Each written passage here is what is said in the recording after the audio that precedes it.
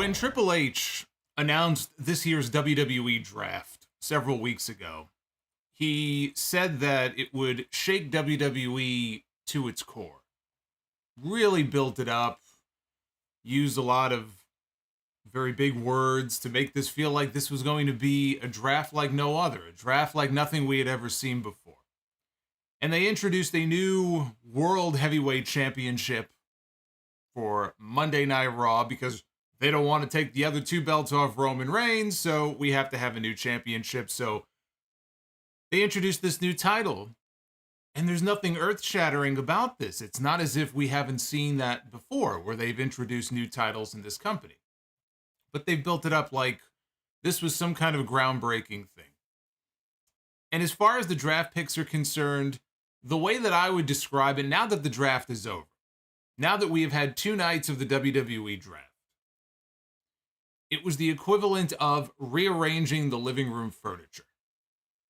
They didn't really go out and buy any new furniture. They didn't buy any new tables or chairs or a new television. They just took the furniture that they had and they rearranged it. That couch that was over there, over by the wall, they moved it from that wall to the wall over there. The television stand was right over there in that corner, and they moved it into the other corner. That really is what they did in this WWE Draft this year. Despite all of the teases that we had weeks ago about the potential to break up factions and to break up tag teams, we saw none of that. None of that here in this draft. And that is not necessarily a bad thing, because I didn't want to see the Bloodline broken up. That would have been stupid. I didn't want to see Imperium broken up. I didn't want to see the Judgment Day get broken up.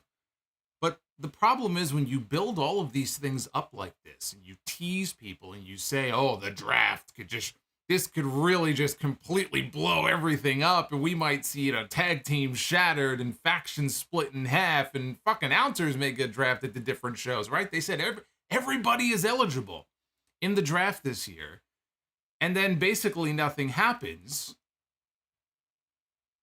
People are going to be a little disappointed by that, as you would imagine. They played it safe with the draft this year. We have champions that are swapping brands, which means now we're going to have champions that are swapping belts. There's nothing groundbreaking about that. They called up a bunch of names from NXT, all of whom were drafted, quote unquote drafted, in the later rounds. And it would have been nice to maybe do something a little bit different, and let's say in one of the earlier rounds, the first or second round, take even one big NXT name and draft them early and make a really big deal about the fact that, boy, this person, this guy right here or this woman right here, whoever it is going places. Look how high up they were drafted. Look at who they were drafted above. And they didn't do any of that. They didn't do any of that. They made a big deal leading into this week about the Usos not being drafted with Roman Reigns, Solo Sikoa, and Paul Heyman. The members of the Bloodline were not drafted together as a unit, and they made a big deal about the fact that, hey, maybe the Usos are going to end up on a different show. What does that mean, right? The Usos are kind of on Roman Reigns' shit list right now. And I'm glad the Usos did not get drafted to a different brand, because, again, I think it would have been very dumb right now to split up the Bloodline. But all this talk and fanfare, we get to Raw tonight, and the Usos are just drafted with no fanfare, just like anybody else. Oh, the Usos are going to SmackDown, and they say, oh, the Bloodline is staying together. Okay. Sure. Pretty straightforward. Nothing really groundbreaking about that either. Nothing really interesting about that they did tonight involving Paul Heyman or anything like that. The Usos are going to SmackDown, so the Bloodline is going to be one big happy, maybe not happy, but they'll be one big family on SmackDown again. But what was the point? Why not just draft all of them together? Why would the Usos need to be drafted separately? We had other factions that were drafted together. 3 people, 4 people. Is it because there were too many people? That was kind of weird. Why the Usos would be left out. But they go ahead and they announce a tournament for this brand-specific championship that they're creating. And in the same breath, they announce that talent from Raw and SmackDown will be allowed to compete. for this brand-specific championship. Why? We don't know. Triple H comes out on Friday night. Triple H comes out again tonight at the beginning of Raw, and he says that be aware that superstars can be transferred between brands, during the draft or post-draft. Why? How? How does that work? What do you mean by that? Trades? There's no brand-specific general managers. What kind of trades would there be? How does that work? I don't know. They didn't tell us. So we're left to kind of just figure it out on our own, I guess. These are just some examples. In the end, the 2023 WWE Draft was not so much a draft as it felt like one of Vince McMahon's superstar shakeups. They took some pieces from here, they put them over here. We took champions from here, we put champions over here. It's something we've seen them do time and time again. And yes, the hope is that, at least in the short term, it will give us some fresh matches that we did not see before. But that's always the hope. And we always know how this goes. You get that for a little while, but then they get even lazier. And before long, and we won't even be out of the year. We will not even be out of this year. And we will have talent going back and forth. Before it was the wild card rule, that was a Vince McMahon thing. We'll have something like that again, and talent will be going back and forth, and it's going to be the same thing that we always get. And this draft is going to be rendered, for the most part, completely meaningless. And by the time this show is over, honestly, that's how this felt. This just felt like a meaningless, pointless exercise. Until they just fall back on their old bad habits. And in the end, what does this all really mean? We sat here for 3 hours tonight. We had 6 rounds of a draft. After 4 rounds on Friday, 10 rounds. By the time this show was over, I felt like I had gone through 10 rounds. I felt like I was in there against fucking Mike Tyson. This show just has a way of beating you down. We had in the main event tonight, Seth Rollins one-on-one with Solo Sikoa. Omos had a squash match on this show. Omos had a match tonight. He was in there for all of not even 60 seconds. So he did make an appearance on the show tonight. But when this show is over, you would never even know that Seth Rollins is on the card at Backlash on Saturday. Seth Rollins is one of the top stars there, positioning to be the first ever World Heavyweight Champion on Raw, right? Big name on the brand. And he does have a match in Puerto Rico on Saturday. You would never know it watching this show tonight. Because Omos was on the show and Seth Rollins was on the show. Did they ever confront each other? Did they talk to each other? Did one go after the other? Was there really ever even a fucking mention of it? I mean, maybe when they ran down the Backlash card there was. Maybe I looked away. I would certainly hope they mentioned the match. But you would never know. I'm still sitting here wondering, why is that match even happening in the first place? They had MVP come out a few weeks ago and say, well, I wanted to negotiate a big name for Omos to get into the ring with. They tried to come up with some kind of explanation. But I mean, why is this match happening? Not even storyline-wise. What is the fucking point of doing this match? And you have Seth Rollins in the main event. I'm waiting for Omos to show up. There's going to be a stare down, or he's going to attack him. Something's going to happen. No, it's the same old tired bloodline disqualification, lazy fucking finish that we have seen 1,000 times. And I tell you what, now that we are about a month, almost a month now, right? We're going to be coming up on a month here, removed from WrestleMania.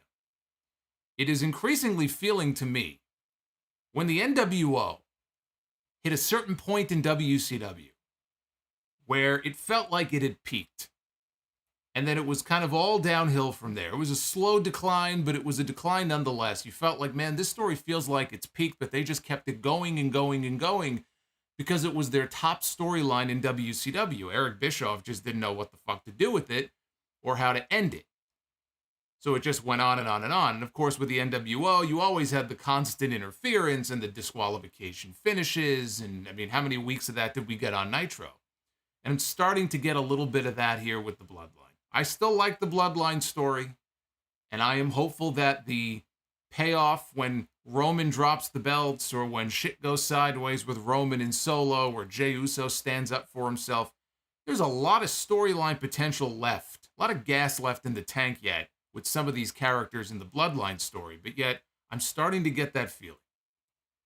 By not changing the titles of WrestleMania, keeping the championships on Roman Reigns, now we're, a month removed from that, and there's this feeling of sameness with this storyline. It's getting very long in the tooth. And I don't want to feel that way about the Bloodline because it has been the best part of WWE television now for over a year. But when I see finishes like this and just some of the stuff that we've seen here, post-WrestleMania, it feels like, you know what? You guys may have missed the peak here of that particular part of the story for the sake of dragging it out and getting Roman Reigns to 1,000 days. That's why they had to create this new championship in the first place. But when the show was over tonight, they had to rush right off the air. It felt like they ran out of time. This show felt like a gigantic waste of time, and worse than anything else, it was boring. And a boring show is the worst kind of show that you can have. But you know what? To them, it doesn't matter. It doesn't matter to them. You know why? They were in Fort Worth, Texas tonight. Not a single seat to be had. They were sold out to the rafters. Friday night, they had SmackDown for night one of the draft. They sold out 2 shows in a single day because the other half of the crew was over in Europe, and they were sold out Friday night in Europe. Just like they were sold out on Friday night in Corpus Christi. WWE is a very hot ticket right now. It's been a string of sellouts now for weeks coming off their biggest WrestleMania of all time business-wise. When you have a hot ticket like they do, they don't have to sweat the small things. They can be lazy. They can coast. They don't have to explain everything. I can sit here and talk about, well, I wish they would explain this, or why did they do that? They don't give a shit about me. They don't give a shit about me. They don't give a shit about you. It's the people. They're going to pay. They're going to take their kids. They're going to go to the show. They're going to sit. They're going to, just eat whatever they spoon feed them. They get to sing Seth Rollins' song. If they're lucky, maybe they'll get to see Roman Reigns, or they'll get to see Cody. Maybe they'll catch Cody's weight belt. And that's it. And they can afford to get away with not filling in the little gaps here and there because they're going to sell out and they're going to do big business, and that's all they care about. So on that note, this is your Monday Night Raw review. On the what doom and gloom here to kick things off here. Your Monday Night Raw review for May 1st, 2023. I am the Solomonster. I do know that It's the amazing Goonthar. The amazing Goonthar is here. Jerry Lawler loves Goonthar, the Magnificent. All hail Goonthar. Hey, Elijah just dropped a $49.99 Goonthar super chat. As down as I was when this show was over, I will tell you that makes me very happy. That puts a smile on my face. Hey, Elijah, thank you very much. And we got a whole bunch of super chats coming in. You'll see them popping up on your screen. And I promise that no matter what you felt about this show tonight, if you were as kind of defeated at the end of it as I was, or maybe not, maybe you had a different viewpoint of the show, send in your thoughts. Let me know what you think, and we'll hang out a little bit later and go through all your messages. What I was going to say is that the draft is continuing as we speak on Raw Talk, and the only move I am aware of, funny enough, is the move I was kind of scratching my head when the show was over, wondering where's Grayson Waller. Apparently Grayson Waller from NXT has been drafted, and he has been drafted to SmackDown, which actually makes all the sense in the world, because even in the mock draft that I did, said you keep Miz and Grayson Waller on separate brands. There's too many similarities between them to have them both on the same brand. And so Miz is on Raw, and Grayson Waller now is going to be on SmackDown. He had done everything that there is for him to do other than winning the championship in NXT. And he had 3 different championship matches this year. He lost all 3. There was nothing left for him to do. And he is very good. So I know Grayson Waller is on SmackDown. Beyond that, though, we'll have to just wait, because the final picks are being selected as we speak here. Anyway, hit the subscribe button if you would be so kind. Also hit the like button. 450 likes is the goal tonight. If we hit 450, we'll do Be the Booker a little bit later on in the stream. And channel memberships are open as well. If you would like to become a channel member, or if you want to gift a channel membership to somebody or multiple people here on the channel, Silver Tower went crazy on Friday, gifted, I think, 25 memberships all by himself. Shout out to him. But again, that is open for those who are interested in doing so. So let's get into this here, because we have a lot to unpack about this draft special, night number 2. Why does Grayson Waller drink out of his shoe? Says Marquise. That's his gimmick. He's got like the golden shoe, and he drinks. It's like his cup, you know. He drinks from the golden shoe. I don't know. Asking me why this guy drinks out of his shoe. Go ask him. It's a fucking weird thing to do. I have no idea. As he did on Friday night, Triple H kicked us off tonight. He was out first to open up night 2 of the 2023 WWE Draft. He again pushed that all superstars are eligible to be transferred. So basically what that means is it's their little out, so they can move people whenever they feel like moving them. If they want to make a change, if they say, you know what, we want to have this guy over here, they can pretty much do whatever they want. So that's what that rule is all about. He said the new rosters do not go into effect until Raw next Monday, which is the first show coming out of the Backlash pay-per-view this Saturday. He said there is one superstar who is not eligible to be drafted, and I'm not sure why they're first telling us this now, because up until this point, Brock Lesnar was listed in the pool of talent that was eligible to be drafted. But before we got going tonight, Triple H informed us that Brock Lesnar earlier today renegotiated his status as a free agent, and he can appear on any brand at any time. I'm almost positive Brock Lesnar has been a free agent before who can go wherever he wants. So I'm not sure why they waited until now to let us know that. That's hardly a surprise. But that was the status of Brock Lesnar. And then we got into round number 1. And I'm going to give you guys a visual aid here as we go along here. This was round number 1 of the WWE Draft tonight. With the first pick of the first round, Monday Night Raw selects the SmackDown Women's Champion, Rhea Ripley. You had to know that was coming, given that the Raw Women's Champion, Bianca Belair, was drafted to SmackDown on Friday. So Bianca goes to SmackDown, Rhea goes to Raw, which means unless we're going to get some title unification between them, if one of them throws down the gauntlet to the other for Night of Champions, we're getting another belt swap. With the second pick, SmackDown selects the United States Champion, Austin Theory. And again, that was a given. Once Gunther took the Intercontinental title to Raw, the only thing that made sense was Theory taking the U.S. title to SmackDown. With the third pick in the draft, Raw selects Seth Rollins.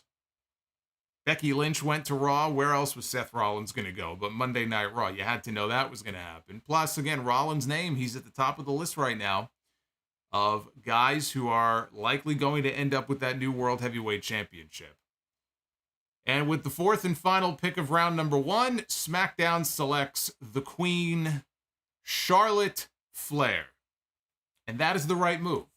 With Bianca Belair going to SmackDown, the right move was keeping Charlotte on the SmackDown side to set up for what I think will be the SmackDown Women's Championship match at WrestleMania next year. I think it's going to be Charlotte Flair, Bianca Belair. That is the match that you eventually build to. Charlotte is apparently traveling the world with her hubby right now.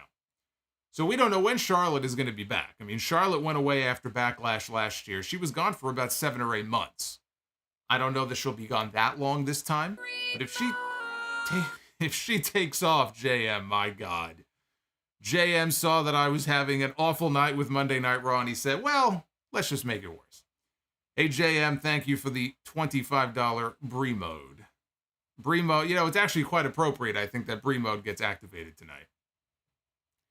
But, again, Charlotte disappeared last year after Backlash. I don't know if she'll be gone that long, but take some time off, let her come back, let her work with a few different people, and eventually we get Charlotte and Bianca at WrestleMania 40.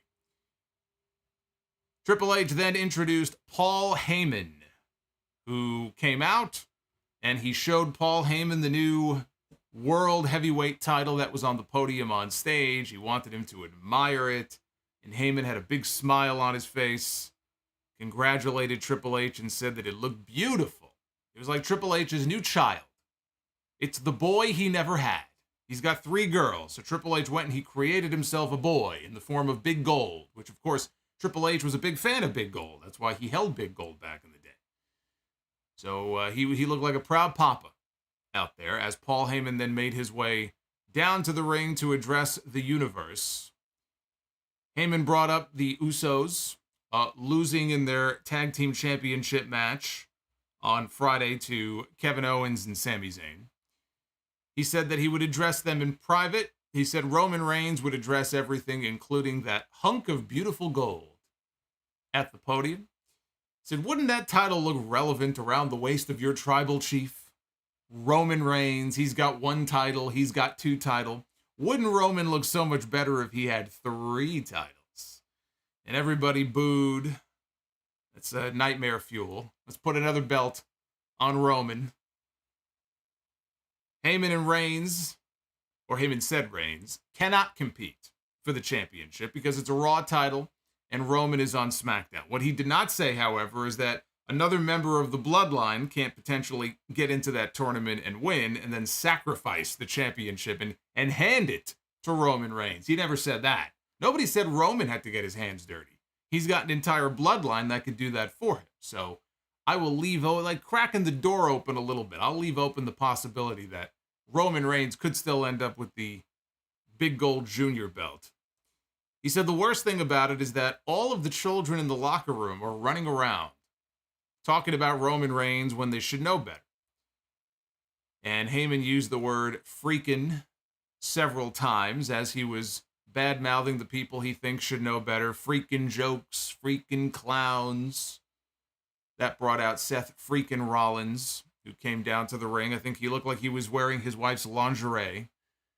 He got into the ring. Rollins said it was good to see Paul. He asked, why the long face? And Rollins said that it's like Christmas for Paul because Roman was drafted to SmackDown while he's staying on Raw, meaning Roman doesn't have to run from me anymore. Rollins said he knows Heyman loves a good spoiler, and he had one for him. He said, at Night of Champions, I'm going to be the new World Heavyweight Champion. And Heyman suddenly took a phone call. Rollins told Heyman it would be hard for him to have a phone conversation with the entire arena singing his song, and that was their cue to begin singing. And Heyman said, I can't hear my tribal chief. Told Rollins that he was pissing off the tribal chief, and Rollins, he started to question how long would it take him to put Heyman down so he could stomp his big bald head. And he started counting down from 5. He had Heyman backed in a corner when all of a sudden Solo Sikoa walked down to the ring. Heyman held him back, and he said that later tonight it was going to be Seth Rollins against Solo Sikoa. So that set up our main event here on this show tonight. JM, well, you're really enjoying this, aren't you? You are really enjoying this. Yeah, Brie Bella was not drafted tonight. The Bella twins were, they went undrafted. I guess they're not under contract anymore, so they would not be drafted. But oh my goodness. Liv Morgan and Raquel Rodriguez against Bayley and Dakota Kai representing Damage Control. This is a non-title match. Late in the match, Bayley made a blind tag. Morgan hit Oblivion on Dakota, but ran in and performed a sunset flip on Liv Morgan and pinned her. And this was just pretty generic stuff. They wanted to set up new number 1 contenders for these women's tag team titles, and that's what they did. Dakota Kai and Io Sky, they are the former women's tag team champions, with Io now going after the Raw women's title this weekend, which she is unlikely to win. We have Bayley standing in and teaming with Dakota, because who else do they have, right? Well, now they've called up a couple of women's teams from NXT, legitimate women's teams, which I will get to. One of them was drafted tonight, and it was actually a fine choice to be drafted to the main roster. I would have been very surprised if this draft would have gone by and this team tonight did not get drafted to the main roster. But now it's going to take some time to really build them up and introduce them to the audience. It's not like you're going to thrust them immediately into the tag team title picture. So they need somebody to stand in line and challenge for the women's tag team titles if they're going to have the champions defending them. And so I guess why not? Why not Bayley and Dakota Kai? After the break, we had Booker T and Queen Sharmell. They were in Texas. They did not have to travel very far. They came out to deliver the selections for round number 2 of the WWE Draft. Booker announced that with the first pick of the second round, Raw selects the undisputed WWE Tag Team Champions, Kevin Owens and Sami Zayn. Sharmell then announced that with the second pick, SmackDown selects the Usos. And just like that, the Usos are just back with the Bloodline, right? All this tease of maybe they'll go to a different brand. And again, like I said, why were they not lumped in with them in the first place? We may never know. But they are on SmackDown to join the rest of the Bloodline. I'm not sure what the point of separating them was in the first place. With the third pick, Raw selects the Judgment Day. That's Finn Balor, Damian Priest, and Dominic Mysterio. And, of course, with Rhea already being drafted to Raw, the Judgment Day will stay intact, which is a good thing. And with the fourth and final pick, SmackDown selects Rey Mysterio, Santos Escobar, Joaquin Wilde, Cruz del Toro, and Zelina Vega, the LWO. Oh, they wanted to keep the LWO together, believe me. The LWO have been the top merch sellers in the company now for 3 straight weeks. The LWO merch is flying off the shelves, apparently. So the last thing they were going to do was break up the LW, even though the LWO never wins. For some reason, the merch is selling, even though they fucking lose all the time. But the LWO is going to remain together. And in doing so, with the Judgment Day going to Raw and the LWO going to SmackDown, that means that Rey and Dominic are going to be separated, right? Now, I say that understanding that if you remember, Rey Mysterio was going to retire in storyline. He was going to retire.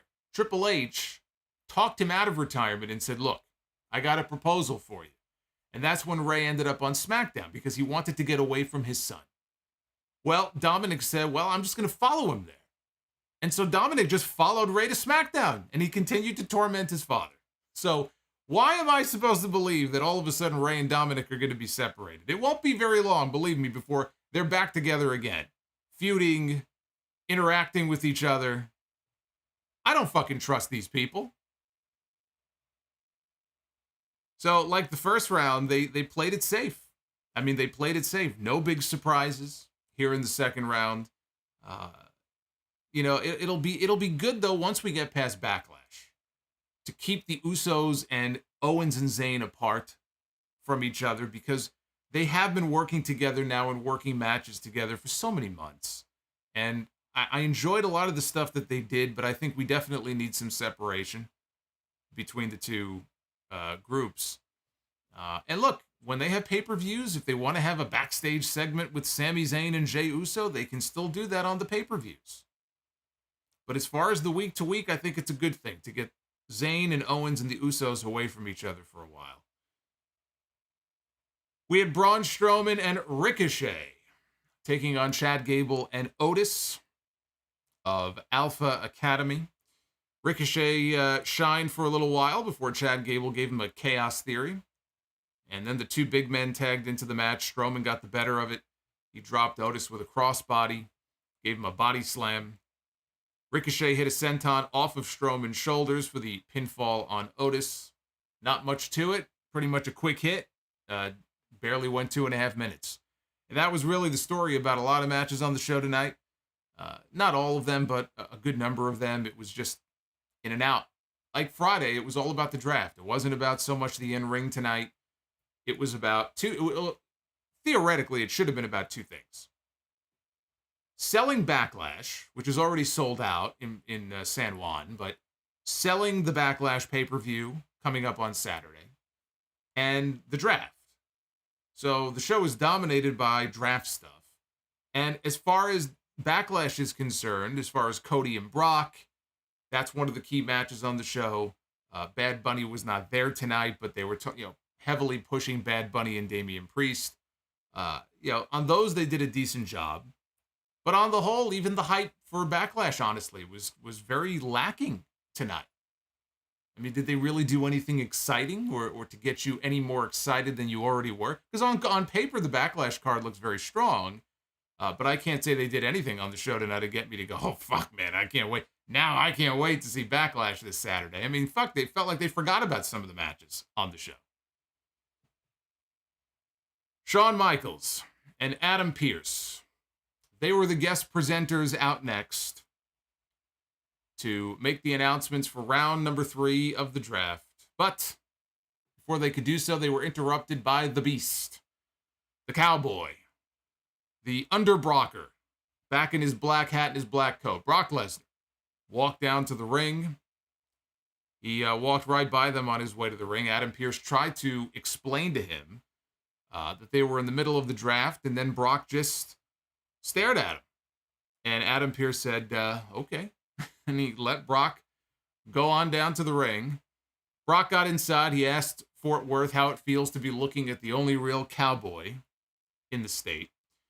Adam Pearce interrupted. He sent an army of security down to the ring. They stopped short of getting inside. They stood outside the ring. But he sent them down to the ring. Brock just kind of laughed it off and said, it's going to take a hell of a lot more than these guys if you want to get me out of here. And so he called even more reinforcements down to the ring. As this was going on, and Brock was distracted by the army of geeks in security outfits outside the ring, he was attacked from behind by his Backlash opponent, Cody Rhodes, who took him down with a right hand. And Brock exited the ring at that point. All the security guys got in the ring to restrain Cody, to stop him from going after Brock. So we are 5 days away from Backlash, and we still have no idea why Brock Lesnar attacked Cody Rhodes the night after WrestleMania. This was the most that Brock Lesnar has spoke since he did what he did, by coming out and saying that I'm the closest thing to a real cowboy you people have seen. That's the longest promo we've gotten from Brock Lesnar in a month. Still no explanation about why. You think we're going to get it? We got 5 days. You think we're going to get it? Of course not. Of course we're not. So they went to a break, and when they came back, look at Richie Rich over here dropping all this money on me. We saw this guy. I just want you to know, I think you rock. I don't mean The Rock, A-Rock. You rock. And I just wanted you to know that. Oh my goodness. Prime Time dropping a $99.99 super chat here on this Monday Night Raw stream. Prime Time hitting me over the head with a steel chair. I never even saw it coming. Like Ken Shamrock taking a rock chair shot to the face. He just pummeled me with a $100 super chat. Says finally recovered from COVID, so it is only right to celebrate with the Solomonster. He says, thank you for all that you do. You are the greatest. My guilty pleasure is when you pick terrible matches and be the booker. Vicky Guerrero on Friday had me in tears. Well, first of all, I'm very happy that you are recovered and you are feeling better. That is the most important thing. So that is very cool. And again, Prime Time. Wow. Thank you very much. I appreciate it. It's very kind of you to say.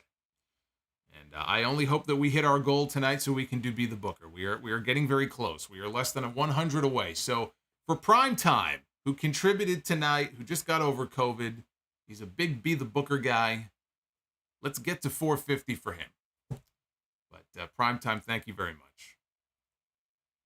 So they went to a break. When they came back, Shawn Michaels was all alone on stage. And he was ready to soldier on for round number 3 here of this WWE Draft. He said with the first pick of the 3rd round, Raw selects the Women's Tag Team Champions, Liv Morgan and Raquel Rodriguez. He then called over to Adam Pearce, waiting for him to go next. He goes, Adam? And he looked over, and there was no Adam Pearce.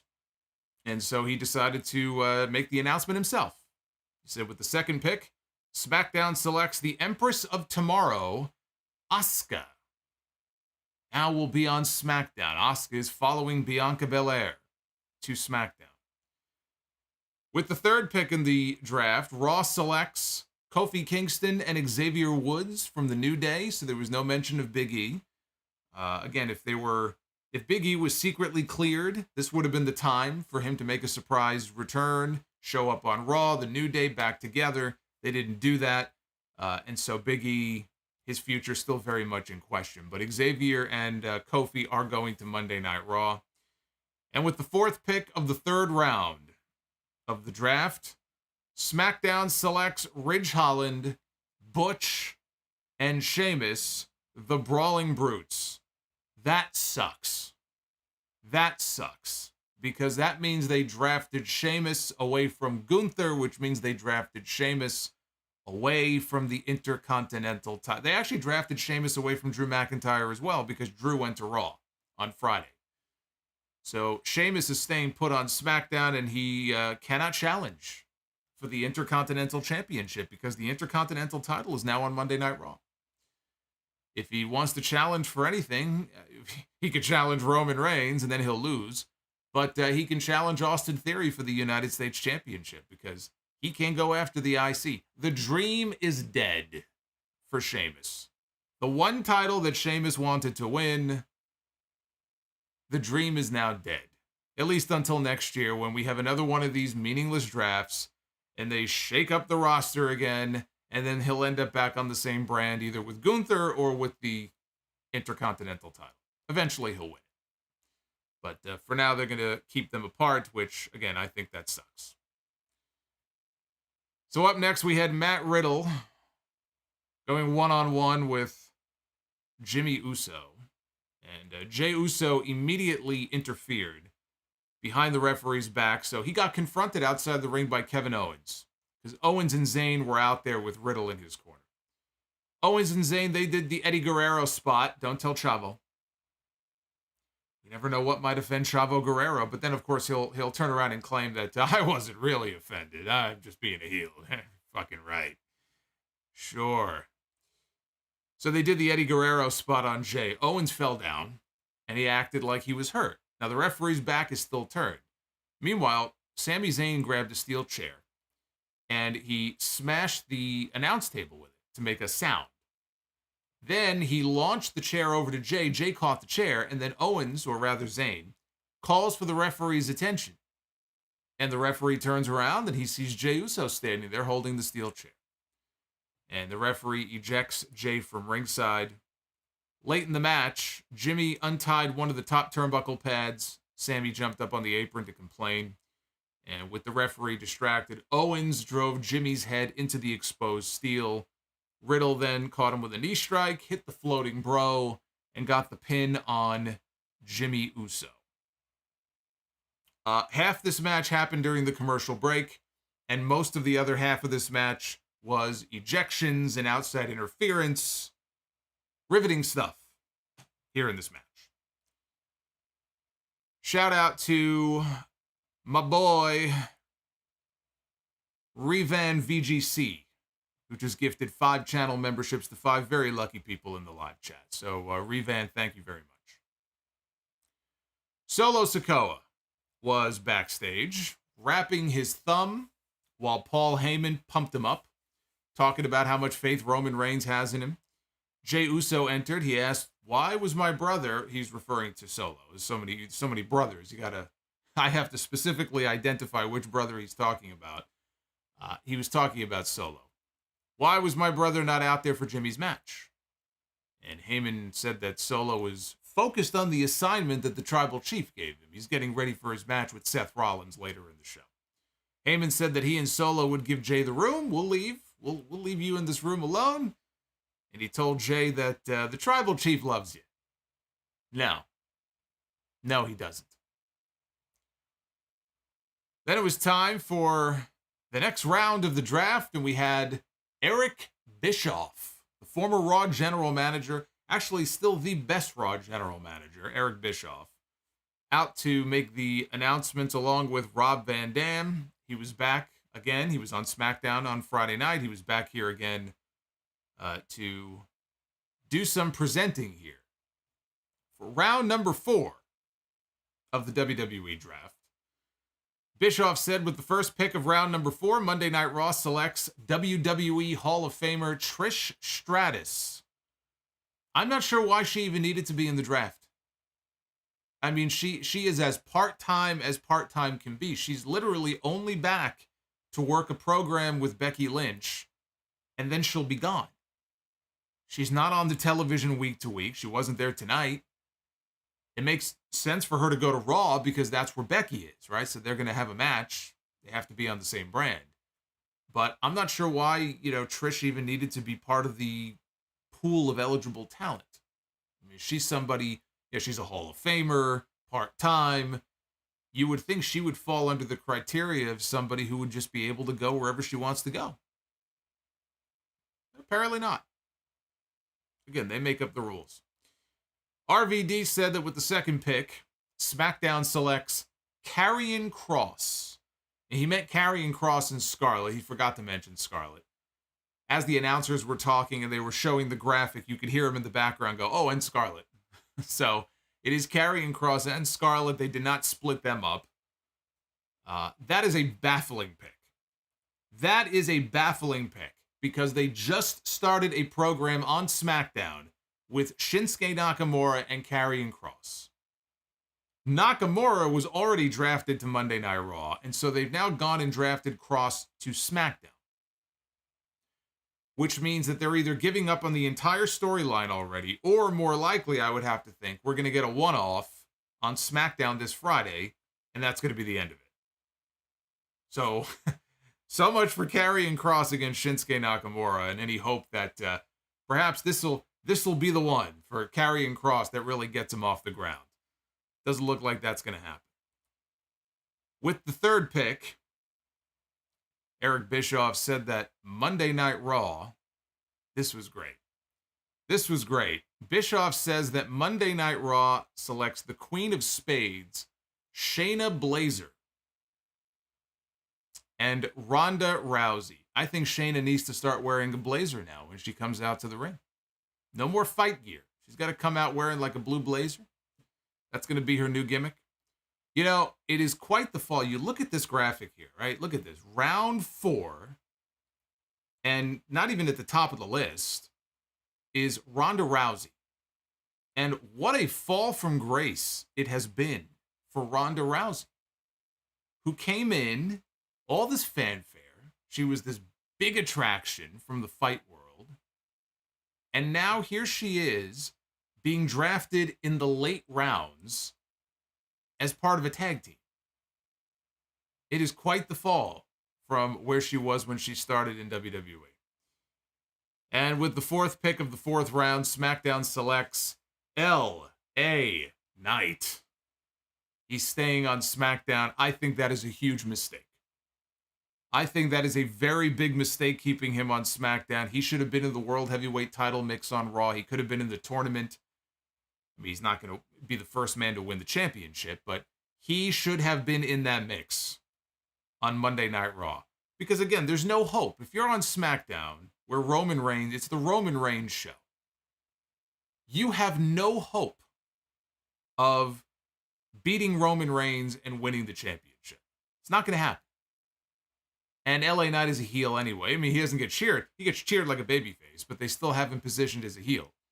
So there's no way that he is going to be in the mix on SmackDown when it comes to the top title. At best, he could go after the U.S. title, which is also held by a heel right now. Although so is the Intercontinental title. But I with that new world title, that would have been the place for LA Knight to go. And have him work with talent like Seth Rollins. I think that would have been the right place for him. So I just don't agree with this pick at all. And by the way, any chance of him winning Money in the Bank, I mean, pretty much went out the window anyway, I think, because the story is Cody going and winning Money in the Bank and then cashing in on Roman Reigns a month in advance. And that's how he gets that shot at the Undisputed Championship, which, as I said on Sunday, is no longer undisputed once they crown a new champion on Raw. They need to stop calling Roman Reigns the Undisputed Champion once the Big Gold Junior is given to whoever wins that tournament, because you can't have another world champion in the same company, with the men, and say that Roman Reigns is the undisputed champion. Can't do that. So we'll see if they drop that after Night of Champions. If they don't, then again, it's only further diminishing this brand new belt that they just created, because it's ridiculous to call somebody the undisputed champion when you have another champion on the other show. So up next, we had a Miz TV segment with Shinsuke Nakamura, the newest addition to the Monday Night Raw roster. Miz and what an introduction it was. What a welcome it was for Shinsuke Nakamura here on Raw. Miz introduced Nakamura as his special guest. The two men, they bowed to one another.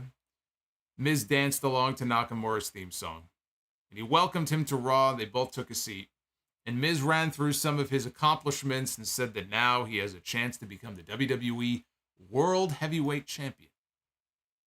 Miz claimed that when Triple H said that he was looking for a workhorse champion, he was talking about The Miz. And Miz said that Nakamura would be a great number 2. He said that they could help each other out. He proposed a merger, and he called it Mizsuke Nakamura. Miz said that Nakamura could use someone to watch his back, and Nakamura called Miz a name in Japanese, which Miz thought was a compliment, and the two of them said this name over and over and over and over again, until Miz finally asked him what it meant. And Nakamura told him that it means the guy with tiny balls. Still with this tiny balls nonsense. Yeah, it kind of reminded me, there was a Curb Your Enthusiasm episode many seasons ago, where Larry David gives Richard Lewis, it's a I forgot how he referred to it. It's kind of like a word that, like a mantra. Give him a mantra, a word that you can say, kind of put your mind at ease and all the stress goes away.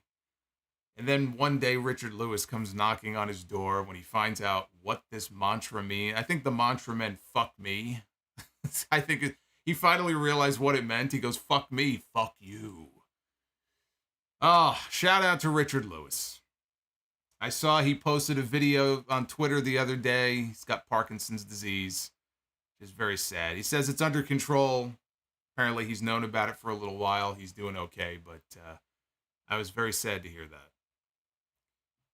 So Miz took a swing at Nakamura, who ducked, and then he dropped Miz with a Kinshasa.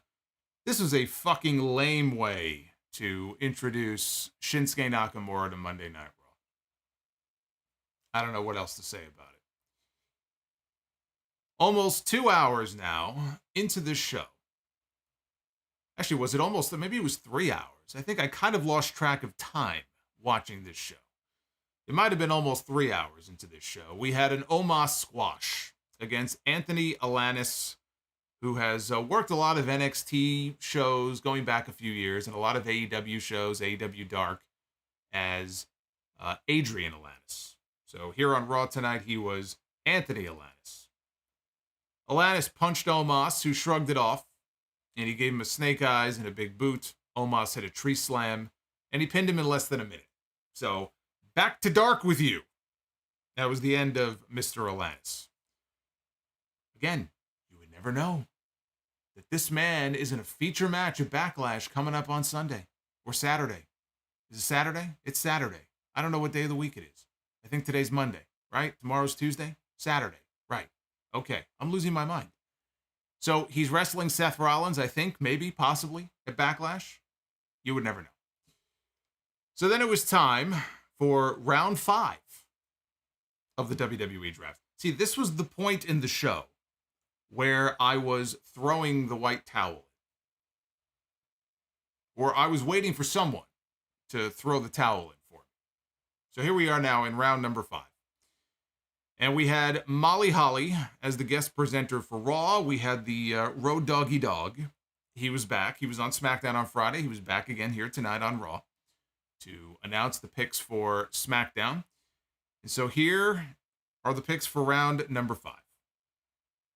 With the first pick, Molly said that Raw selects Braun Strowman and Ricochet. With the second pick in the draft, Road Dogg said that SmackDown selects Shotzi. With the third pick of the 5th round, Molly said that Raw selects Bronson Reed. They selected Shotzi before Bronson Reed. Woo! They selected Shotzi. Now, who they are, again, it's such a stupid thing because there's no general managers. They talk about the war room, right? We see the guest presenters coming out of the war rooms before each commercial break. What war room? Who's in the war room? What do they have? The head of the Joint Chiefs of Staff in there? Who exactly is in the war room? I remember years ago on Fox, they had the Fox NFL robot. He was in there doing a dance, right? When they picked Natty. Remember when they drafted Natalia and everybody was doing a dance? Yay! They were doing a dance. Everybody was so excited. At least that draft was good for comedy. But they selected Shotzi before Bronson Reed. I just... wow. And with the fourth pick of round number 5, Road Dogg said that, well, Shawn Michaels is not going to like this again. He said that SmackDown selects Pretty Deadly from NXT. Our first, here in the 5th fucking round, our first NXT picks of the night. Hey, they're alive. They're alive. The last time that we saw Pretty Deadly last week, I thought they were sleeping with the fishes, but apparently they swam to shore. And they survived, which is very, very nice to see.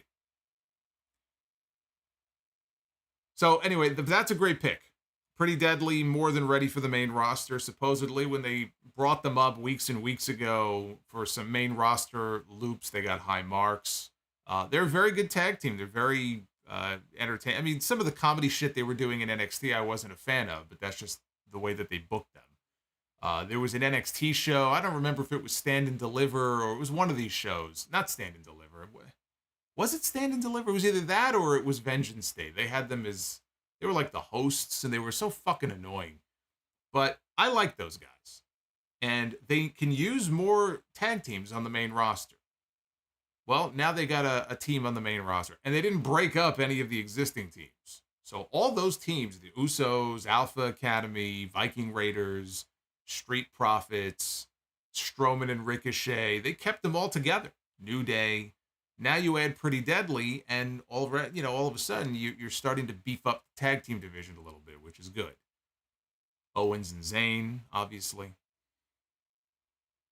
But again, I can't get over that though. I'm just looking at this graphic here. I cannot get over Shotzi being above Bronson Reed. It's like SmackDown drafting the Street Profits over their Intercontinental Champion and allowing the Intercontinental title to be taken over to Monday Night Raw. It just doesn't make sense. Who is, I need to know who is in these war rooms. I need to know.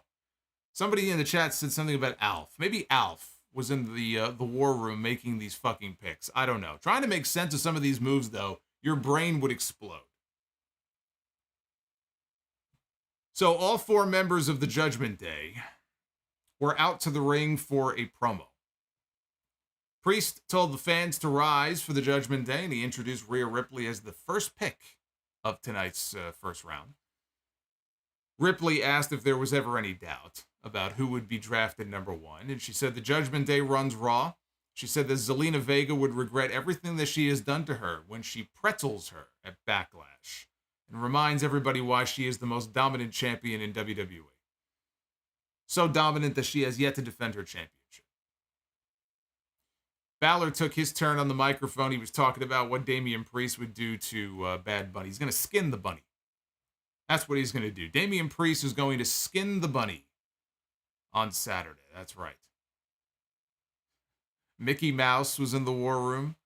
Yeah, let's all just put our best foot forward and try to come up with who we think, based on some of these moves, was in these fucking war rooms picking these selections in the draft. I mean, Mickey Mouse and Alf, it's about as good as anybody I could come up with. maybe Hasbullah. Actually, I think Hasbullah would do a much better job than they did. There's no way Hasbullah was back there. So Priest told Bad Bunny to listen to his words carefully, and then he cut most of this long promo in Spanish. You know, sometimes they'll go in and out of Spanish, and this was like almost the entire promo was in Spanish. So, of course, he started getting what chants from the crowd. He only switched to English at the very end. He said at Backlash, Bad Bunny would receive his punishment. Chat GPT is choosing the picks. No, actually, I think Chat GPT would do a much better job than they did. So Dominic, now this was the best part of this entire segment. It was time for Dominic Mysterio to take the microphone.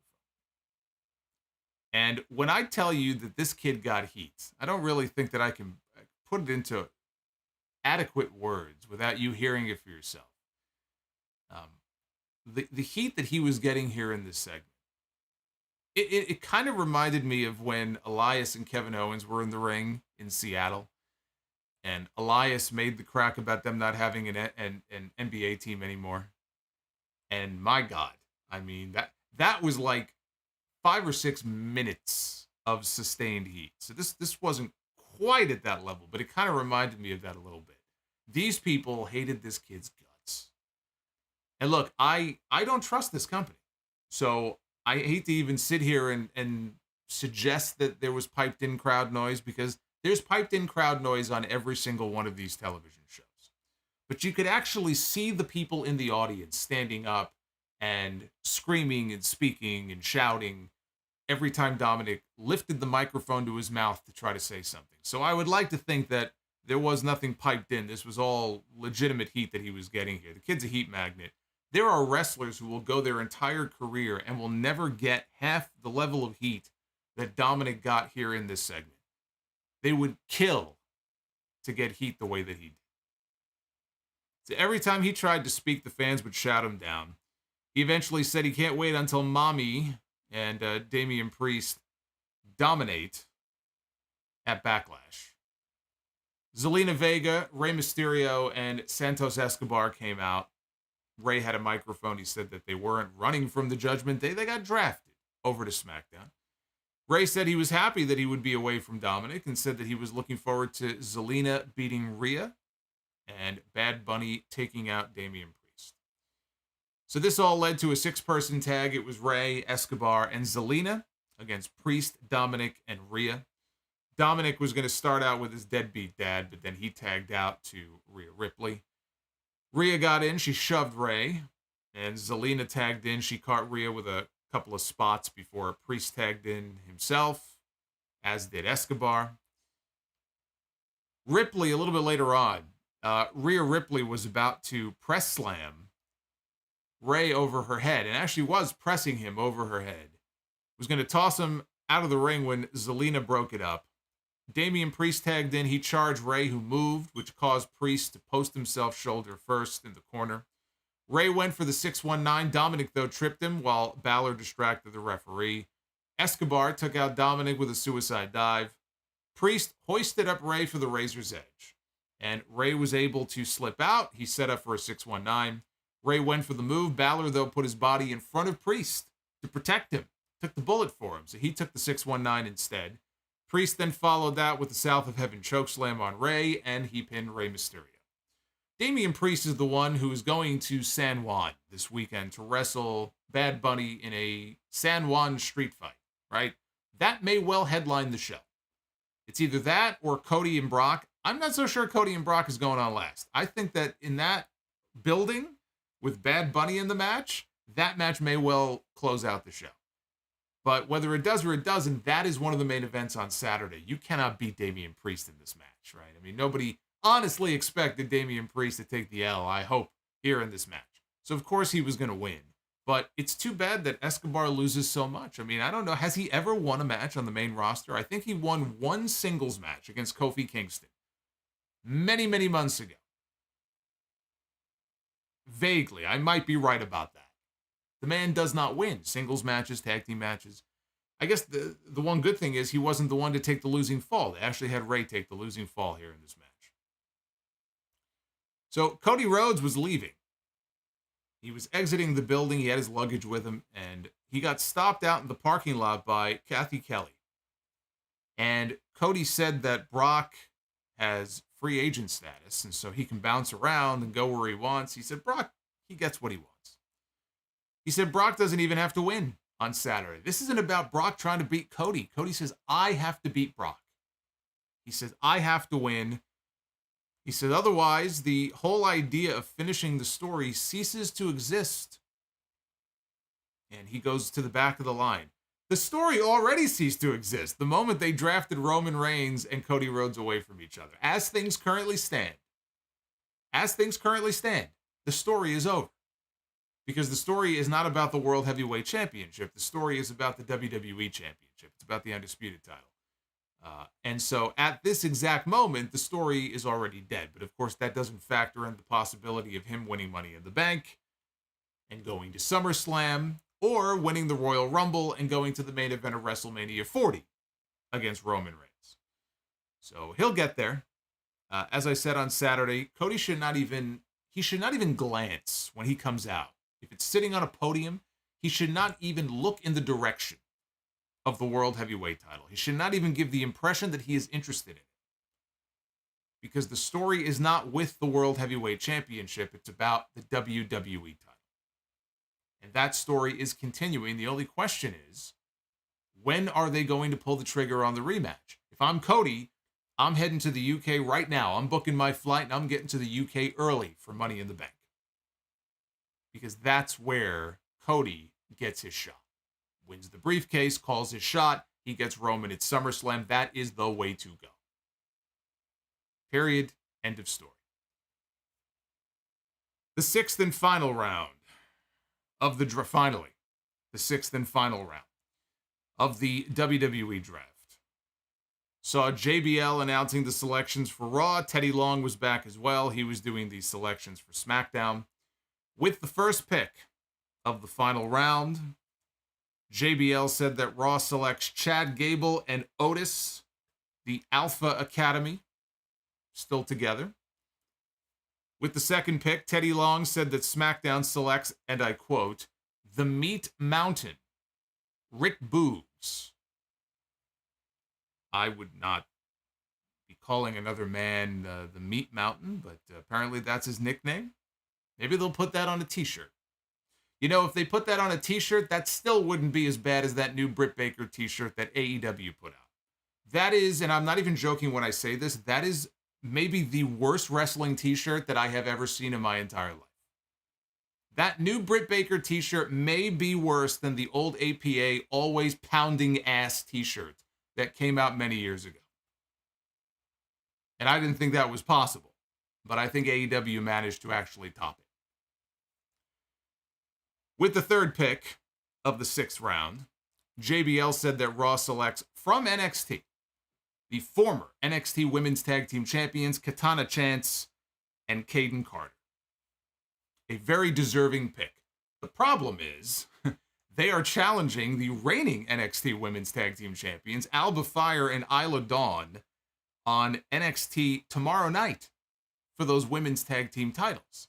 So now you have the champions who have already been drafted and the challengers have been drafted. Both of them are going up to the main roster. So I could just picture Shawn Michaels in the back pulling out what's left of his hair as he hears about this.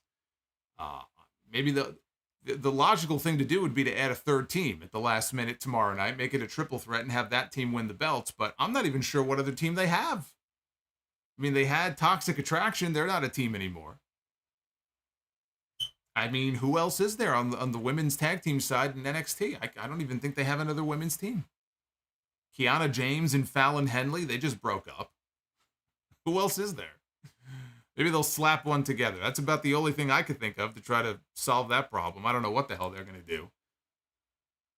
And with the final pick, Teddy Long said that SmackDown is going to the moon because coming to SmackDown from NXT, Cameron Grimes. And I am very happy for Cameron Grimes. This has been something that has been a long time coming. This man has been stuck in purgatory for so long. He left NXT. He left NXT months ago. I can't even remember the last time he had a match in NXT. But it's almost like he left and he was coming to the main roster, but the door was locked. And he's been banging on the door. He's been trying to open the door. Nobody's let him in until now. And now Cameron Grimes is finally going to get a shot on the main roster. I'm very happy for him. And look, he got himself over in NXT. He was a heel, but then he got himself over as an underdog babyface. And that storyline they did with him in LA Knight, they brought in Ted DiBiase, and they did it with the $1 million title and everything. It was a great story that they put together. But the big payoff at the end with Cameron Grimes overcoming obstacles and talking about his father, former wrestler who had passed away. And it was a great story. And I think something like that could work on the main roster. He is someone, he's not a physically big guy. He's very talented, but he's got personality. And I could see him being somebody who could do well as a heel, you know, an annoying heel. But he also has the potential to be a breakout underdog babyface. And I hope that he gets that chance. So very happy to see him get that shot on SmackDown. The main event on the show tonight was Seth Rollins going one-on-one with Solo Sikoa. Solo has been getting all the main events since WrestleMania. How many television main events has Solo Sikoa had in the last few weeks? He's had a lot. Now, this was the weirdest moment of the show. Kevin Patrick is talking on commentary, and he asks Corey Graves if there is anybody in WWE like Seth Rollins, because Rollins was frustrating Solo early in this match, and then he had the crowd singing his song, and they cut to a shot of Solo Sikoa, and Solo Sikoa had his hands on his ears like this, like he couldn't stand listening to the crowd chanting for Seth Rollins. It kind of reminded me of Yokozuna back in the day. If you remember Yokozuna, he was afraid of caskets. And Undertaker would there'd be a casket wheeled to the ring, and he would see it, and he would be all afraid, and the fans were chanting for the Undertaker, and he would cover his ears. So it kind of reminded me of that a little bit. And then Kevin Patrick comes and he says, Corey, is there anybody else in WWE like Seth Rollins when it comes to eating out someone's mind? And Corey Graves just says, this is a family show. I don't know what he was trying to say. Was he trying to say that Seth Rollins plays mind games? I mean, I assume that's the kind of the general point that he was making.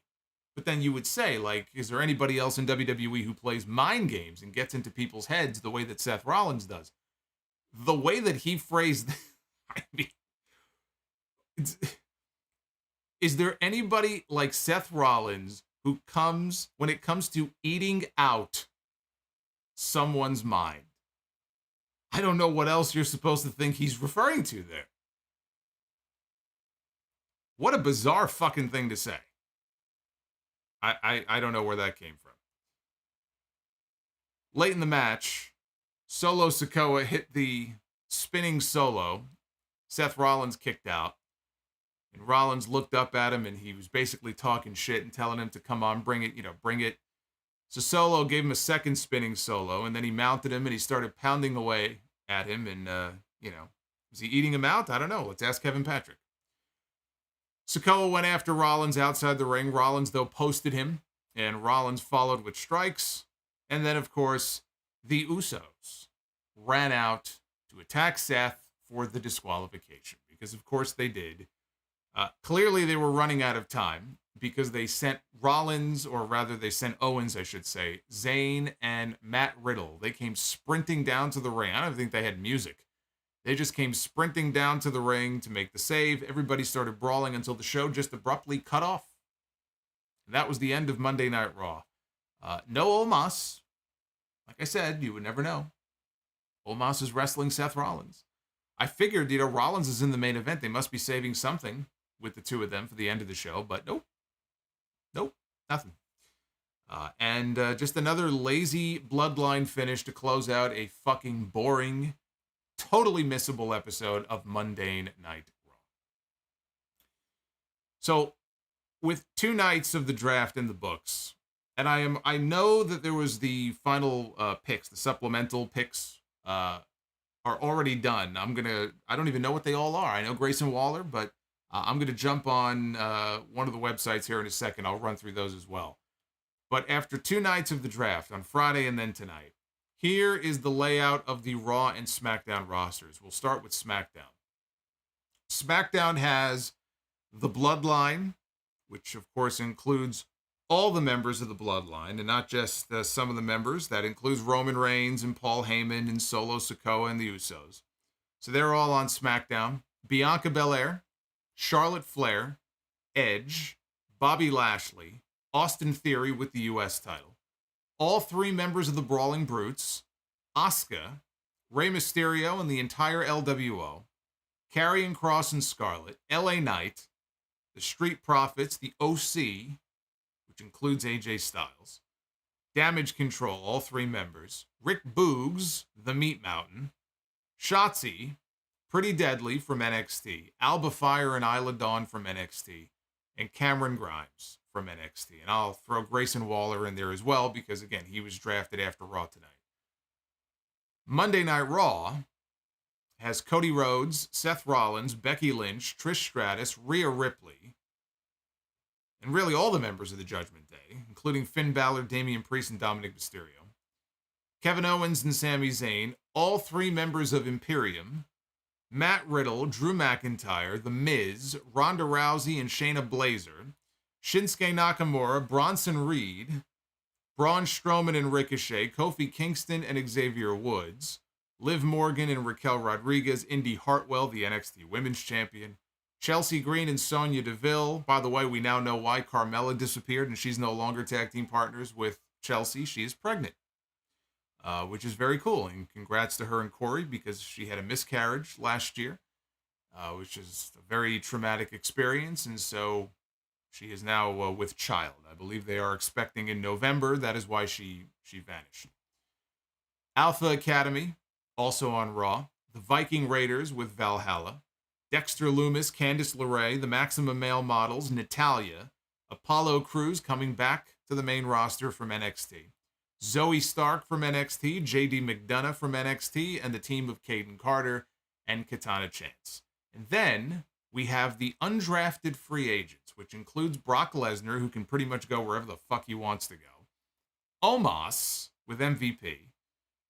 Dolph Ziggler, Mustafa Ali, and Von Wagner from NXT.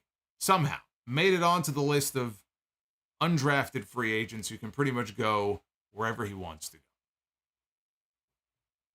And that is how things stand. Now, what I'm going to do is I want to check and see what all of these other picks were here. So let's take a look and see beyond Grayson Waller, who did go to SmackDown. So let's take a look. Here are wow, there were a lot of them. So drafted to Monday Night Raw. This comes from Raw Talk after the show tonight. On Raw, we have Dana Brooke, Nikki Cross, Emma, Johnny Gargano, which makes sense because that's where Candice is. Indy is there, Dexter. They can do a whole way reunion. The only one missing is Austin Theory. Los Lotharios, Indu Sher. So they called up Jinder Mahal, Veer, and Sangha. So I guess Veer is once again coming to Monday Night Raw. Great, Odyssey Jones. Oh, that's interesting. So Odyssey Jones from NXT has been called up to Monday Night Raw. Odyssey Jones is somebody, he missed a lot of time because I think he had a ruptured patella tendon. So he was gone for a very long time. Looks like he dropped some weight too. Big guy, very charismatic. I would assume the coaches down there know better than I as far as how ready he is for the main roster. I'm not so sure about that, but he definitely has the charisma and the personality to get over as a big star. Is it too early? It might be, but I definitely think he has something. Xia Li is going to Raw. Riddick Moss, where, of course, Emma's there, so, of course, Riddick Moss is going to be there. Piper Niven, Tegan Knox, and Akira Tozawa. So they are all now on Monday Night Raw. Drafted to SmackDown. Boy, this list is a lot shorter. Holy shit. Which makes sense because Raw is a 3-hour show. Raw's a longer show. SmackDown only got 2 people. Grayson Waller from NXT and Tamina. So there you go. That's what SmackDown got. Officially free agents who can appear on any brand at any time. We have Shelton Benjamin and Cedric Alexander. Baron Corbin. Elias. What a fucking crime, by the way, to lump in Benjamin and Alexander basically as the ones that nobody wanted. With Elias and Baron Corbin. What a fucking insult that is. So Corbin, Elias, and one more name from NXT. And this was not a name that I had on my list. I didn't see this name on too many people's list. But I can see what they see in him. I mean, he's got a good look. I've been unimpressed. Zion Quinn. Zion Quinn has not done much recently in NXT. He was getting a little push there for a while.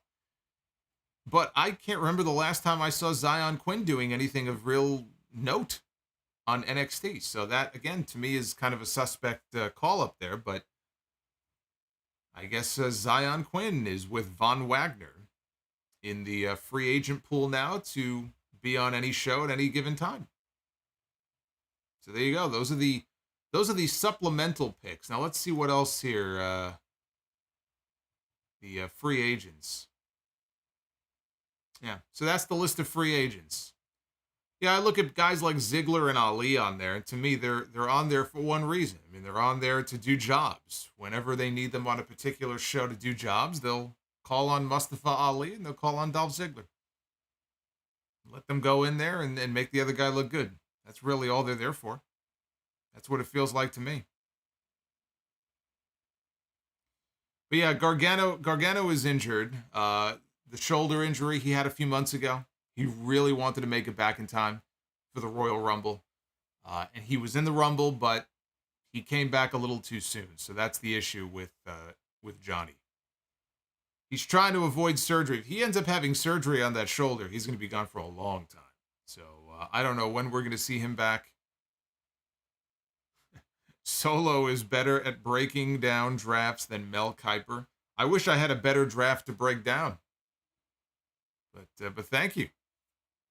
I appreciate that. Now, unfortunately, I don't know if you guys are having this issue as well, but I noticed earlier this evening that Twitter is broken.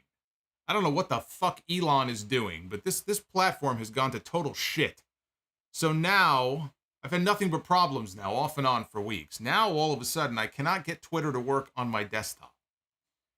It works on my phone, but it will not let me it's logged me out on my computer, and I can't get in. Apparently, I'm not the only one having this issue. The problem with that is that the Twitter poll will not show up now. So I don't know if he made a change, and this is the way it's going to be from now on. I don't know what he's doing, but hopefully it's only just for tonight. So I cannot bring the Twitter poll up here for you to see. So I will very quickly here, before I get to your super chats, I will read this from my phone, just to let you know where the results here, because a lot of people did not like this show tonight. as we can tell here from these Twitter poll results, how would you grade Raw for draft night number 2? With over 1,000 votes in already, we have 27% of you have given Raw a thumbs up, 38% thumbs in the middle, and 35% thumbs down. 27% thumbs up is not good. That is not good, and that is a well-deserved score because, again, this show was no good. This show was no good. This was a boring show. Like I said, that is the worst kind of show that you can do. At least if it was so bad, it's good. It can be entertaining in kind of a perverse way. I can't even say that, other than whatever Kevin Patrick was talking about in that main event. That just completely weirded me out. Queen's Kid says that was trending on Twitter.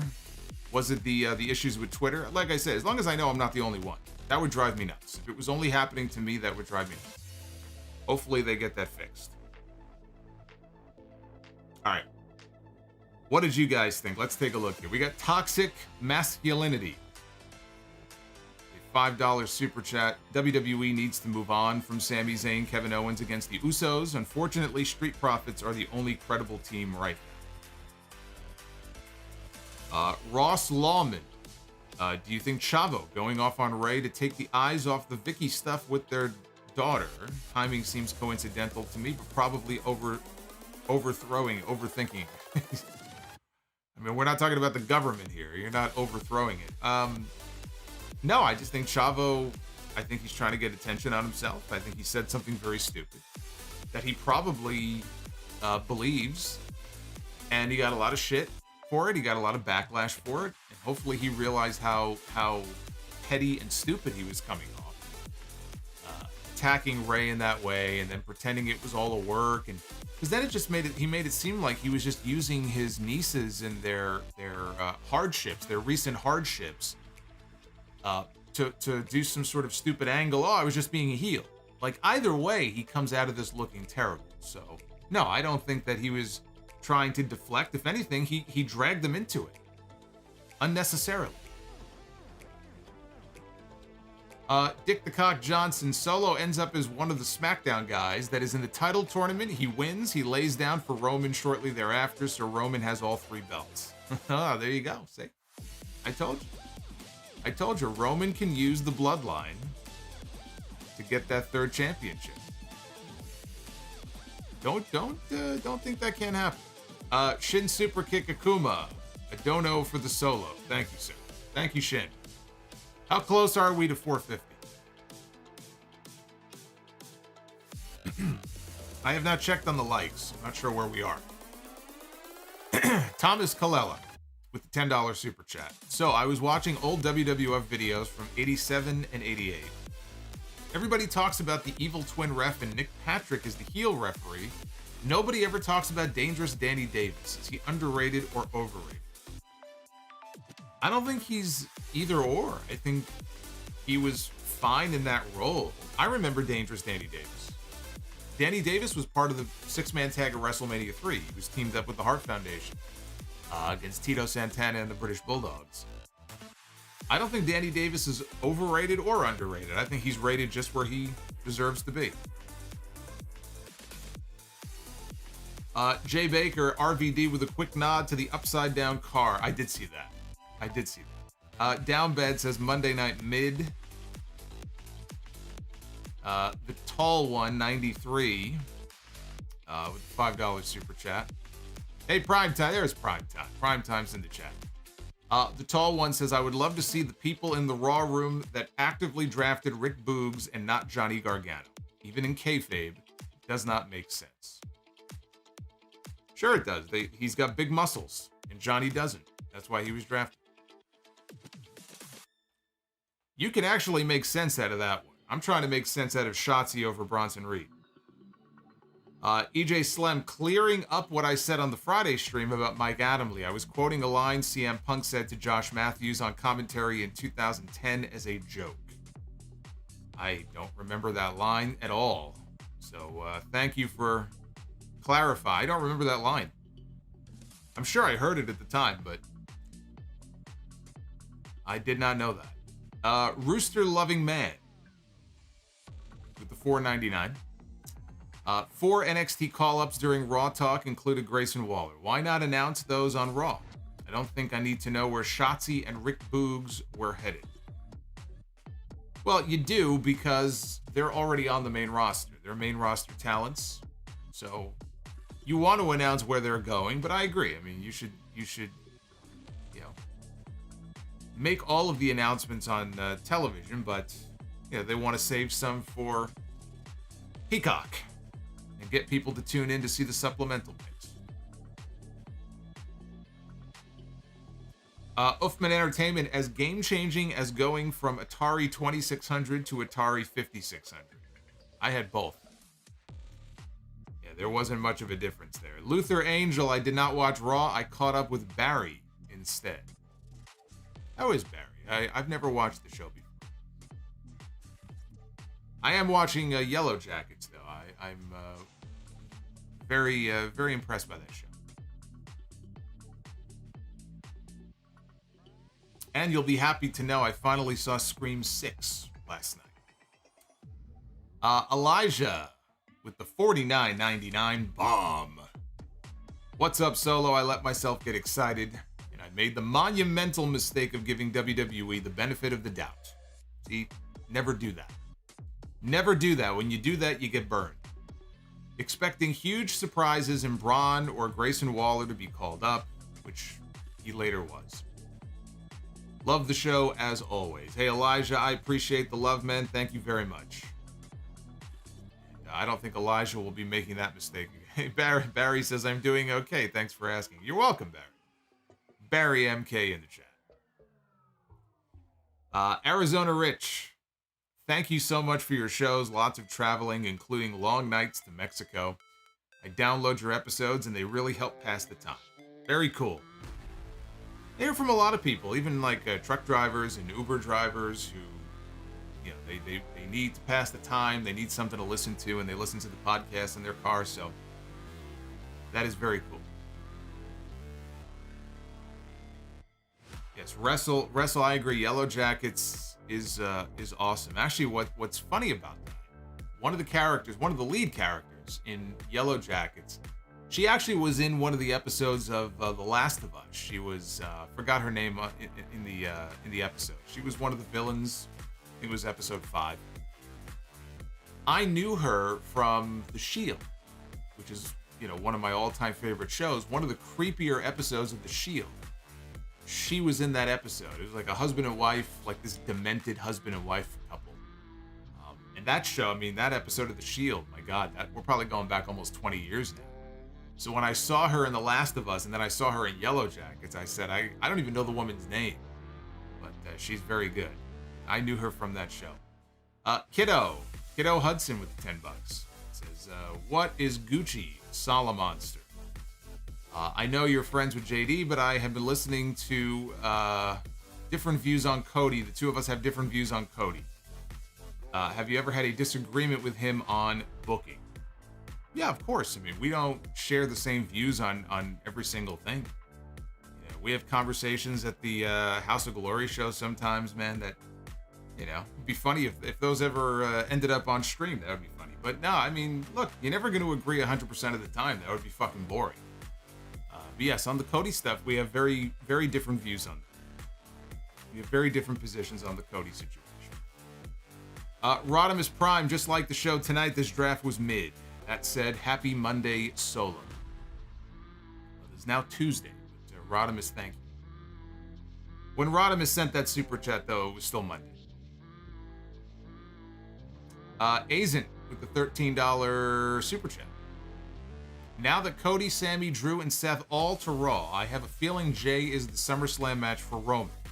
If they do that, do you have Jay slay Roman, or try to hold out for Cody or Seth at WrestleMania 40? You hold out for... I don't think it's going to be Seth. I think that's honestly really one of the biggest reasons why they created that new championship. They will eventually come back to Roman and Seth. It doesn't necessarily mean Seth is going to be the one to end Roman's run. The story is with Cody. And do I think Jay should be the one to slay Roman? Do I think it's going to be him? No. I think you hold out for the other names that you mentioned. I don't think it'll be Seth. It'll, you know, probably be Cody. When? I don't know. It should be SummerSlam. But I don't know what they're going to do. JM says, I didn't watch Raw, but it appears to have you in the wrong mode. That, of course, was the first Brie mode. JM, thank you. He actually dropped 2 of them on me. Tokes Kazim, I missed the Hurt Business. So do I. They could still technically do it. You know, MVP is with Omos on the free agent list, and now apparently Cedric and Shelton are free agents as well. So if they wanted to reunite the Hurt Business, they can do so. Omando Bastian, thanks for your work. Do you think they will wait until WrestleMania 40 to do Bianca and Charlotte? Feels a bit far away. They may prefer a big match for SummerSlam. I think that's the WrestleMania 40 match. SummerSlam is at a big stadium, though. Could be SummerSlam. I don't know when Charlotte's going to come back. I don't know how many months off she's going to take. And for Charlotte, if she's going to be gone for 2-3 months and come back and then what? Go right into a champion? I mean, how many fucking times have we seen that before? Where Charlotte leaves and comes back and is immediately thrust back into the championship match. Do we really need Charlotte to be immediately thrust back into the SmackDown Women's Championship main picture? That's why I think you can wait. You can build. You can have her work with other people. And eventually you do Charlotte and you do Bianca, but you could do it at WrestleMania next year. You know? Bianca has worked Sasha, she has worked Becky, and she has worked Asuka. 3 straight WrestleManias. Charlotte is the logical choice for her to work with next.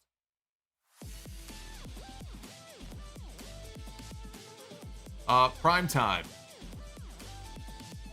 $99.99. Again, he just recovered from COVID. He's doing better now. And I'm very happy to hear that. Hey, Primetime, you didn't tell me, by the way, he said he's making dinner. You didn't tell me what you're making for dinner.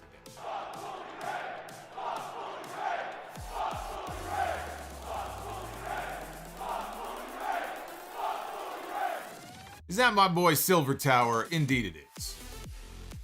I'm going to get to Silver Tower in a second. Don't go anywhere. Don't you go anywhere. But Primetime, thank you very much. Very, very, very kind of you for that $99.99. Matthew Kenny with the $4.99. I only watch NXT. I am sad to see some of my favorite NXT wrestlers get called up, but I am looking forward to the new talent coming in. I will miss Waller. Elijah with the $9.99. Any updates on Wyatt? Was hoping to see him tonight, but the longer he's gone, the sadder it makes his run coming back. He is still sick. He is not yet cleared to wrestle, but when he is, he has a new writer that's been assigned to him. Whatever writer he was working with directly before, he is working with a new writer. So they have a new writer lined up for him. It's just a matter of when he is physically able to come back. Nobody has said what the ailment is. I don't believe it's a physical injury. It's said to be some sort of illness. So that's the only update that we have. He will come back. We just don't know when. Or what brand. I guess he'll be a free agent like Brock Lesnar. Alina Crystal. Looking forward to seeing Grayson Waller on SmackDown. As am I. Retro KOH with the $8. Is it me or does the LWO feel completely meaningless? Poor Legado del Fantasma cannot buy a win and they just feel like Ray's flunkies. Yeah, the problem is they lose all the time. And if you want people to... I mean, look, the thing is I could say, well, you want people to get behind them. They're behind them because of Ray. If Ray wasn't there, they would not be behind these 3 guys. They would look at them and say they're a bunch of losers. Rey Mysterio is there to help give them credibility because Ray is Teflon. Ray can do no wrong. He's a Hall of Famer. People love him. He wins. He loses. It doesn't matter. But it would be nice to start seeing, Escobar start racking up some wins as well. Hopefully coming out of the Backlash pay-per-view, we'll start to see that. MH Nova, hey, thank you for the $4.99. Peace. He says, why doesn't the NXT ring announcer say the wrestlers' hometowns on entrances? And your thoughts on Trinity and Mercedes not being picked up by AEW? Well, I don't think it's a matter of them not being picked up. I think, especially Mercedes, if she wants to go, Tony Khan would take her in a heartbeat. The choice is going to be hers. Trinity, I mean, maybe the interest wasn't there. Maybe her asking price was too high. I mean, I don't know. I don't know if she may have made the choice not to go to AEW right now. I'm sure she's constantly in communication with her good friend Mercedes. So maybe they're planning something. Yeah, I mentioned on the podcast with Trinity being part of the Impact roster and the working relationship Impact has with New Japan. They're establishing this new New Japan Strong Women's Championship. And Mercedes is in the tournament next month at Resurgence. She may end up as the new strong champion in New Japan. there could be the possibility of building to a Trinity Mercedes match. Given, again, the relationship between the two promotions. So I wouldn't say, how come they're not picked up by AEW? I think Tony Khan would have interest in both of them. It's just a matter of what do they want to do. And as far as the ring announcer in NXT, it's because they tell her not to. It's the way they do ring announcing, and if they wanted her to say the hometown, then they would. It's just the way that, I guess, that she's been trained. Luis with the $5. So obvious, he says, that Miz stays on Raw to promote Miz and Mrs. And yet the Usos get drafted separately from the main Bloodline faction. Totally suspicious. I don't know if it's suspicious. It's just stupid. I don't think there's some grand conspiracy going. But Luis actually makes it. I can't believe I'm saying this, but Luis actually makes a good point about the whole Miz and Mrs. thing. Right? They still have that show on USA, so it makes sense that Miz would still be on the USA Network show. He also says, what the hell is it with changing the women's championship for both brands every time they do the damn draft? I don't know. It's a good question. The Carlosis. Who do you believe will become the new champion at Night of Champions? I believe in Joe Henry. At Night of Champions? Seth Rollins. We don't even know who's in the tournament. They keep talking about a tournament. We don't even know who's in it. Silver Tower dropping a $30 Bully the Clown super chat. I wanted to like the new draft. I had hope because I thought after so many drafts they would iron out the bugs, but it felt very meh. Hope is the first step on the road to disappointment. Yes, indeed. Silver Tower, you are a wise man. And Justin Hesse. Last night, my son read Hardy the Horse to me cover to cover. God bless you and Mama Monster for inspiring children everywhere. That's very cool. That's very cool. And I agree with you in the chat. I was amused. His super chat, which was very heartwarming, talking about his son and my mother's children's book, and the super chat that accompanied it was Vader dropping a small child. I think that is very appropriate. And Groovy Goose says Bully the Clown was in the SmackDown War Room. You know what? I think you may be right. I think he may have been. Maybe Bully the Clown was in there, and who else was in there? Maybe they had Russo in there. What do you think?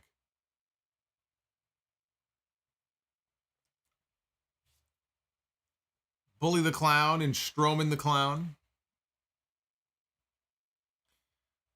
So it looks like you guys smashed the likes goal. Yeah, indeed you did. Goal was 450, and we are closing it on 530. So thank you very much. The more likes this video gets, the more it will spread like a virus. And other people will find the channel. We'll bring more people into this community. So go ahead and go on all the videos and hit the thumbs up. Not just this one. Arabian Night has a super chat here. It says, Edge on SmackDown can feud with LA Knight, Cross, and Waller. Well, for Edge, and we don't know how many more matches he has, but yeah, for Edge, he's got some new opponents now that he can mix it up with. And actually, Edge and LA Knight could be something special, but I still think it was a mistake not to move him to Monday Night Raw. I disagree with that move. Eugene was making, hey, Bischoff was there, so maybe he brought Eugene with him. All right, it's time to be the booker. Ladies and gentlemen, it is now time to be the booker. Oh, my gift to you. You guys hit the goal tonight. It is time to be the booker. Here on a Monday night, maybe we'll book our own little draft here. Let's see. Kick things off with the men. We're going to draft some matches here. Where it lands, nobody knows. Plenty of choices, though. We begin with Jushin Thunder Liger. That's a fine way to kick off Be the Booker. Jushin Thunder Liger only had one match technically ever in WWE. That's going to be a trivia note for many years to come, that his one and only WWE opponent was Tyler Breeze. Well, now we get to pick the second opponent for him here and be the booker. Jushin Thunder Liger one-on-one with The Undertaker. Not just any Undertaker, it's Purple Glove Undertaker, 1994 Undertaker. 1994-95. Undertaker and Jushin Thunder Liger. It's kind of one of those matches that you would never think of. Now that I do, I'm kind of sad we never got to see it.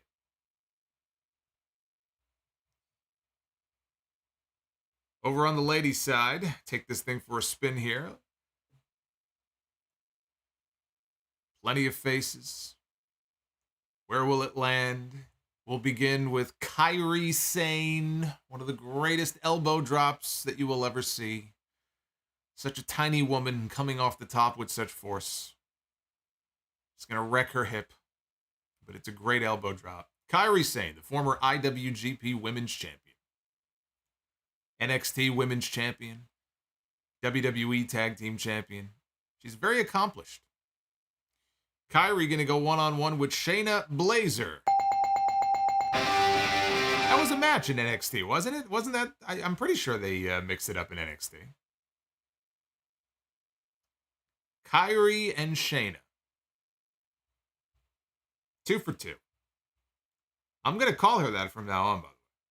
From now on, she is officially Shayna Baszler, thanks to Eric Bischoff. So let's try with our tag team generator here. We begin with AOP, or AOPP, as they were that one time at Survivor Series. Authors of Pain. I'm going to step into the ring with the Good Brothers.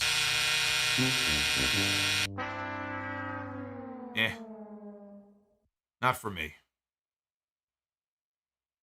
Not for me. That's a bore. But 2 out of 3 ain't bad. I'll take it. Hydrograd 57 dropped a $20 super chat. Said, don't know if you've heard, but Richard Holiday made his first wrestling appearance last night since his cancer diagnosis and announced he is in remission. How far do you see his career going now that he is back? I did see that. I'm very happy to hear that. At the time he was initially diagnosed, it was lymphoma, I think, or Hodgkin's lymphoma. I did talk about it on the podcast. He was an up-and-coming star in the MLW roster. Young guy, and was diagnosed with cancer. He is now in remission. I want to say he's only 30. I think he's only 30 years old. So as long as he can stay healthy, I think that, hopefully his career can only go up from here. I know he is no longer with MLW. They just officially parted ways. I hope he gets a shot, though. It seemed like he was going places.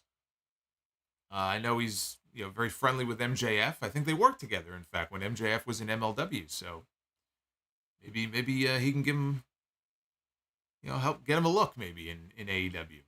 But hopefully all good things for him. I'm very happy to hear that he's in remission. Trill Mexican 305, both Liger and Taker both retired in 2020 as well. That's a very good point. And Arabian Night 2000, $5 super chat says, buy or sell better feud and series of matches that led to their big SummerSlam matches. Orton and Christian in 2011 or Punk and Jeff Hardy in 2009. Both were bangers. Both were very good, and I think you're going to get a lot of divided opinion on that. Me personally, I go with Orton and Christian. I remember how angry I was when Christian beat Del Dipshit to win the World Heavyweight title in that ladder match, and then days later they took it away from him. And little did we know that we would end up with a tremendous feud that would last the duration of the summer. I had that. I mean, that was, I think, my feud of the year on SmackDown anyway in 2011. I mean, Punk and Cena was up there too, but Orton and Christian in 2011 was fantastic. So I have to buy on Orton and Christian over Punk and Jeff Hardy. But you'll probably get a lot of different opinions on that. And Hydrograd with the $5 super chat says, remember when the Good Brothers were the hottest tag team when they left Japan in early 2016? Pepperidge Farm remembers. That was a long time ago. That was a long time ago. I can't remember the last time I got excited for anything involving Gallows and Anderson. I mean, hey, good for them getting the paycheck to come back, but like when the news broke they were coming back, I said, all right. There's just nothing exciting about them to me.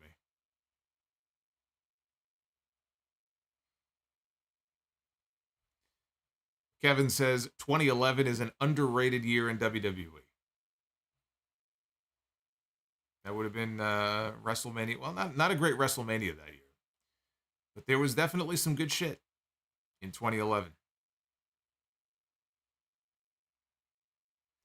Not even, yeah, you know what? Good point. John Doe says, not even Pepperidge Farm remembers. Pepperidge Farm only goes back so far. Even they can't remember. Hey, Fire Panda, thank you. Fire Panda, looks like you're going to get the last word here with the $3 super chat. I appreciate that very much. Look, the draft is over. We now move on to Dynamite this coming Wednesday. I will be live, and then again on Friday night. That is going to be the pre-Backlash episode. The go-home episode of SmackDown. They're going to be in San Juan. And Bad Bunny will be on SmackDown on Friday night. I'm going to have live coverage of Backlash on Saturday night.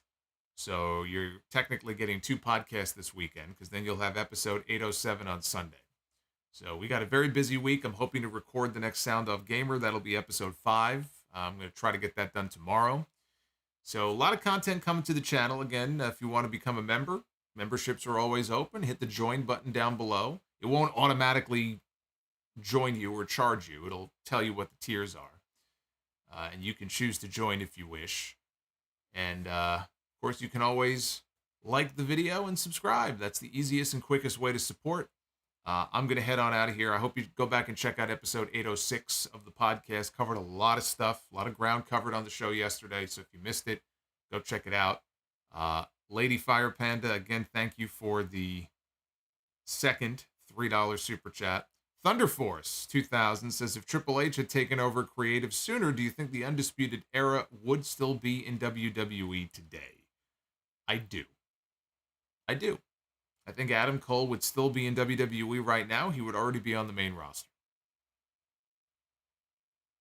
But Triple H did not take over creative until last year, and so the timing did not work out.